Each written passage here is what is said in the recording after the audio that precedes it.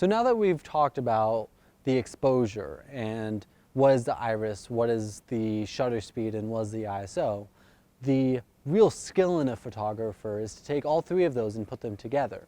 Some people call this the exposure triangle, the three main elements that affect how you're going to expose your image.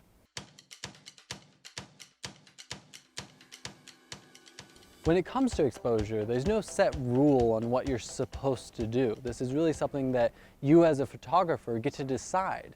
What f-stop do you prefer? What shutter speed? What ISO? And dependent on the situation, you'll find yourself preferring a certain look to another. I personally think it's easiest to say, oh, well, it's kind of bright outside, so I'm going to shoot at ISO 100 because I know I'll have enough light for that. And then I'll decide, well, I want to shoot at f4, let's say, and from there, whatever the shutter needs to be, I'll adjust accordingly. There's other times though that, say I go into a dark room and I'm like, oh man, I need all the light I can get. I'll take it to the highest ISO that I'm comfortable shooting at, let's say a ISO 1600, and then I'll go down to a 1/60th shutter speed because that's the point where I know I can be handheld and not get too much blur, and I'll open the f-stop to where it needs to be.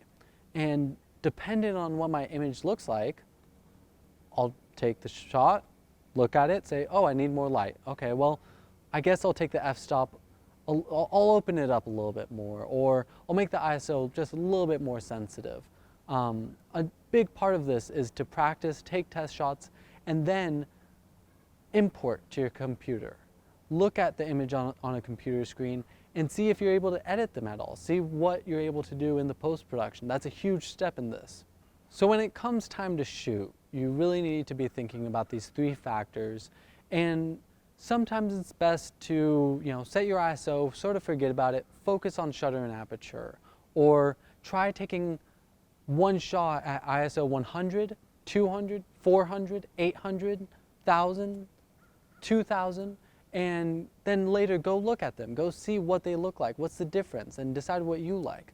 Then try shooting at every f-stop. This is really the best thing you can do with digital photography, is take thousands of photos. Just practice, practice, practice. See what your eye likes and find the exposure that's right for you.